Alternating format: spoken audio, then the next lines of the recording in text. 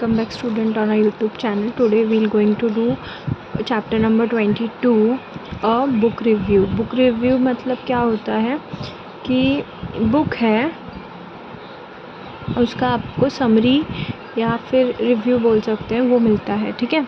वो बुक कैसा है, क्या है उस बुक में, स्टोरी क्या है, एज अ समरी आपको स्टोरी एज अ समरी आपको पता चल जाता है, ठीक है। ये किस टॉपिक का बुक रिव्यू है? George secret key to the universe ये बुक है, उस पर आपको क्या दिया गया है, बुक रिव्यू दिया गया है, George secret key to the universe. Okay, video start करने के पहले मैं आप लोगों से बोलना चाहूँगी कि मेरे चैनल को सब्सक्राइब करिए, वीडियो को लाइक करिए, वीडियो को ज़्यादा से ज़्यादा शेयर कीजिए, और कोई भी डाउट हो, कुछ भी प्रॉब्लम हो, आप लोग कमेंट में बता सकते हैं, ठीक है। Let's begin. George dad is an ardent environmentalist. In fact, both of his parents are convinced that modern invention of science and technology have caused a lot of damage on the earth, ठीक है। George के father जो है वो कौन है? Environmentalist. Environmentalist मतलब जो एनवायरमेंट की देख रेख करते हैं, जो एनवायरमेंट को बचाते हैं, ठीक है। और उन लोगों का ये बोलना है कि साइंस एंड टेक्नोलॉजी के वजह से जो इन्वेंशन हुए हैं उनके वजह से इन सारी चीज़ों का असर किस पर पड़ा है? अर्थ पे। उससे क्या हो गया है? अर्थ जो है वो डैमेज हो गया है। और सिर्फ उसके डैड का ही कहना नहीं है, उनके पेरेंट्स का कहना है, यानी कि मॉम एंड डैड दोनों का कहना है, ठीक है। They are committed to the cause of saving the planet. वो लोग कमिटेड है, किस चीज़ के लिए कमिटेड है? To save the planet. They use a bicycle instead of car. वो लोग क्या यूज़ करते हैं? Bicycle instead of car, because car की वजह से पोल्यूशन होता है और bicycle is non pollutant transportation. There is a ban on TV and computers in their house. लोग के घर में TV और कंप्यूटर्स पे क्या लगे हुए हैं? बैन लगे हुए हैं, ठीक है। They don't buy things like bread and biscuits. वो लोग क्या नहीं खरीदते? ब्रेड एंड बिस्किट, बिकॉज ऐसे बोला जाता है और डॉक्टर्स भी यही चीज़ बोलते हैं कि मैदा बॉडी को हार्मफुल बना देता है बॉडी को, तो उसकी वजह से थोड़ा मैदे को लेके लोग रिस्ट्रिक्शंस लगाते हैं। तो ब्रेड और बिस्किट दोनों ही मैदे की चीज़ होती है। They eat only vegetarian and home cooked food. वो लोग हम सिर्फ वेजिटेरियन फूड खाते हैं और घर का खाना, ठीक है। They even use candles to light the house to avoid using electricity. Candles का यूज़ करते हैं, इलेक्ट्रिसिटी ज़्यादा ना यूज़ करते हुए वो लोग घर को किससे डेकोरेट करते हैं? कैंडल से। Poor George has to suffer a lot of jeering and ridicule from his friend because of all this. उससे क्या हो जाता है? जॉर्ज को इंसल्टिंग फील होता है अपनी फ्रेंड्स के सामने। वो लोग क्या करते हैं? उसको बुली करते हैं, ठीक है। Actually, George doesn't think that either the TV or a computer is a bad thing. George को ऐसा लगता ही नहीं है कि TV और कंप्यूटर जो है वो एक बुरी चीज़ है, ठीक है। He has tried to tell his parents that it is possible to save the earth using the computer and the internet. उसने ये चीज़ अपने पेरेंट्स को बताने की कोशिश की, क्या कि कंप्यूटर्स और इंटरनेट यूज़ करने से हम अर्थ को सेव नहीं कर सकते। But no, in their house there can't be any discussion on that issue. But नहीं, उन लोगों के घर में जो है उस चीज़ के बारे में बात करना अलाउड ही नहीं है, ठीक है। George always likes to know why, but who is to answer is question. बट उसको हमेशा क्वेश्चन पढ़ते रहते हैं, वाई, क्यों ऐसा हो रहा है, सिर्फ मेरे साथ ही क्यों ऐसा हो रहा है, या मेरे घर में ही ऐसा क्यों हो रहा है, ठीक है। तो उसको ये क्वेश्चन पढ़ते रहते हैं, बट उसके पास आंसर देने वाला कोई नहीं है, ठीक है। His parents thinks that he is still too young to understood global issues. उसके पेरेंट्स को लगता है अभी वो बहुत छोटा है इन सारे इश्यूज़ को समझने में, इन सारी प्रॉब्लम्स को समझने के लिए। ठीक है, आई होप आप लोगों को समझ में आ रहा है. Now next, one day however George unexpectedly acquires a new friend and next door neighbor, Annie. Annie's father, Eric, is a brilliant scientist and ever willing to answer all the George's question. ठीक है, तो उसको एक दिन है ना unexpectedly एक friend मिल जाती है. वो कहाँ पे रहती है? नेबर में. तो उसका नाम क्या है? एनी. तो एनी के जो फादर है एरिक, वो एक साइंटिस्ट होते हैं. क्या होते हैं? साइंटिस्ट. और उनको ऐसा होता है कि ये जो है मेरे सारे क्वेश्चंस के आंसर दे सकते हैं. Eric has build a super intelligent computer named Cosmos. ठीक है, एरिक ने क्या बनाया था? इंटेलिजेंट कंप्यूटर, जैसे उसका नाम क्या था? कॉस्मॉस.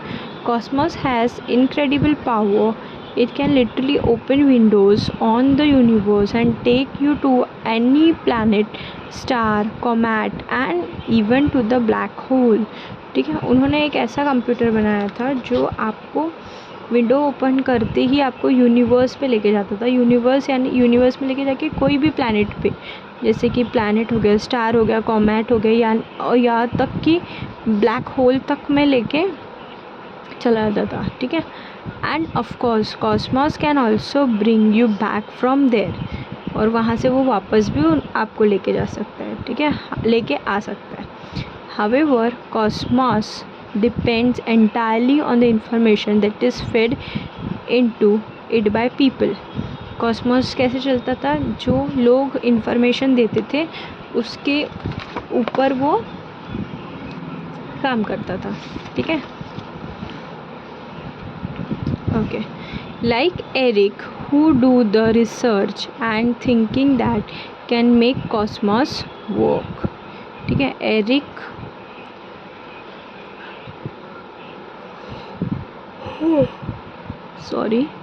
एरिक जो थे वो इस सारी रिसर्च में, और उनको ये चीज़ का ये अंदाज़ा नहीं था कि कॉस्मॉस इतने अच्छे से काम करेगा. ठीक है, science can be used for a good cause, and a group of good scientists like Eric has vowed to use it for people's welfare. Unfortunately, there is one odd angry scientist who want to use science for his own selfish motive. ठीक है, Eric but एक बोलते ना एक angry scientist है जिसको science को उनको अपने मतलब के लिए यूज़ करना है, जस्ट फॉर हिज मोटिव. ठीक है, he is planning to steal Cosmos and all the Eric research so that he can establish own rule on another planet. वो क्या करना चाहता है? एरिक से कॉस्मॉस को छीनना चाहता है, चुराना चाहता है. स्टील मतलब क्या? चुराना चाहता है, ताकि वो एरिक के जितने रिसर्च है उसको इस्टेब्लिश करके अपनी खुद की रूल्स बना के वो अनदर प्लैनेट पे ये कर सके. ठीक है, it so happens that only George can do something to overcome the wicked plan of the nasty scientist. इससे जॉर्ज ही उनको बचा सकता था. जो उनके दिमाग में चीज़ें चल रही थी, विकेड प्लान यानी शैतानी दिमाग जो उनका चल रहा था, उससे कौन बचा सकता था? जॉर्ज ही बचा सकते थे. ठीक है, if you want to know what adventure he'd undertake and what strategy he has to use to stop the power-hungry scientist, have you to read the novel George's Secret to the Universe. अब यहाँ पे क्या बोल रहे हैं कि अगर आपको अब इसके आगे की स्टोरी जाननी है तो आपको क्या करना पड़ेगा? आपको इस नॉवल को जाके पढ़ना पड़ेगा. ओके, अब यहाँ पे ये अब तक जो था वो समरी था. अब ये ऑथर के बारे में. ठीक है, The author of his wonderful adventure is Lucky Hawken. इसके जो ऑथर है वो कौन है? Lucy Hawking. The story of the novel is imaginary, but it also includes plenty of charts, photographs, boxes that gives you hard fact about our solar system, galaxy, space and the whole universe. ठीक है, ये एक imaginary normal है, but आप जब पढ़ोगे तो इसमें आपको फ़ोटोग्राफ्स मिलेंगे, मतलब बोरिंग नहीं लगेगा आपको। बॉक्सेस है, उसमें सोलार सिस्टम की फ़ोटोज़ दी हुए हैं, गैलेक्सीज़ के बारे में बताया गया है, स्पेस के बारे में बताया गया है, पूरे यूनिवर्स के बारे में बताया गया है, ठीक है। This information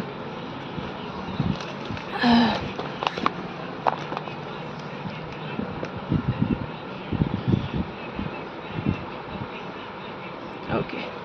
This information has been presented in a very simple, easy to understand manner by none other than Stephen Hawkins, ठीक है। इसका एक सिंपल वे जो है, आप लोग स्टेफन हॉकिंस को जानते होंगे, ये भी एक साइंटिस्ट ही है, ठीक है। बहुत ही ग्रेट साइंटिस्ट है, ठीक है। ऐसा हम लोग नहीं बोल सकते अरे ये नॉर्मल से साइंटिस्ट है, नहीं, ग्रेट साइंटिस्ट है। इनकी स्टोरी ही डिफरेंट है। इन्होंने अपने लास्ट मोमेंट तक, अपने लाइफ के लास्ट मोमेंट तक भी इन्होंने रिसर्चेस करते रहे, ठीक है। तो अगर सिंपल साइंस अगर करना है तो आपको सिंपल साइंस को सीखना है, इन सारी चीज़ों को लेके, तो आपको स्टेफन हॉकिंस की थ्योरी पे ध्यान देना पड़ेगा, ठीक है। Who is said to be one of the greatest scientist of all time. क्या बोला जाता था इनको हमेशा? Greatest scientist of all time. His achievements are all the more astounding as he is a victim of many physical alignment. इनके जो achievement है वो बहुत सरप्राइजिंग थे। एस्टॉनिंग मतलब सरप्राइजिंग। क्यों? क्योंकि इनका ऑलरेडी क्या था? फिज़िकल अलाइनमेंट, यानी ये फिज़िकली अनस्टेबल थे, अनफिट थे, ठीक है। He has to use a wheel chair to move about and use a computerized voice system in order to speak. इनको हमेशा व्हील चेयर पर रहना पड़ता था और इनके पास एक वॉइस सिस्टम था जो इनकी बात दूसरों तक पहुंचा सके, ठीक है। The story of Stephen Hawkins triumph over his physical disability is itself an inspiring adventure, ठीक है। तो यहाँ पे क्या बोल रहे हैं? स्टेफन हॉकिंस की जो अपनी ये है स्टोरी है, डिसेबिलिटी है, तो उनकी जो फिज़िकल डिसेबिलिटी है वो ही अपने आप में क्या है? इंस्पायरिंग है, ठीक है। The book includes very attractive and expressive sketches drawn by Gary Parsons, ठीक है। बुक में ना स्केचेस बने हुए हैं, यानी कि ड्राइंग्स बने हुए हैं। वो किसने ड्रॉ किया है? गैरी पैरसॉन्स, ठीक है। समझ में आ रहा है बच्चों? समझ में आ रहा है ना? ओके। कोई भी प्रॉब्लम हो आप कमेंट कीजिएगा, ठीक है। लास्ट पैराग्राफ पे चलते हैं। It is true that the excessive use of science and technology can give rise to certain problems. ऐसा बोला जाता है जब ज़्यादा साइंस एंड टेक्नोलॉजी का यूज़ होने लगता है तो वो बहुत सारे प्रॉब्लम्स भी क्रिएट करता है। But turning away from technology it is not the solution. But technology से भागना या उससे मुँह फेर लेना ये सल्यूशन नहीं है। That is why the Hawkins have given an important message in this book, ठीक है। हॉकिंग्स ने एक इम्पॉर्टेंट मैसेज दिया इस बुक में। More research, more study and a commitment to use them not for selfish gain but for the welfare of entire livelihood. तो ये message क्या दिया है कि हमारे बहुत रिसर्चेस, बहुत सारी पढ़ाइयाँ, बहुत सारी कमिटमेंट, उसको हम सारी चीज़ों को सेल्फिशनेस के तौर पे नहीं यूज़ कर सकते। उसको हमको ऐसे ही यूज़ करना है जो लाइफ टाइम वर्ल्ड वाइड लोगों को भी वो यूज़ में आ सके। ओके, आई होप आप लोगों को ये चैप्टर समझ में आया होगा। चैप्टर समझ में आया होगा या नहीं भी समझ में आया होगा तो आप लोग कमेंट करिए। और चैप्टर समझ में आया होगा, वीडियो मेरी अच्छी लगी होगी तो वीडियो को ज़्यादा से ज़्यादा शेयर करिए, मेरे चैनल को सब्सक्राइब करिए। Okay student, till then keep learning, happy learning, bye.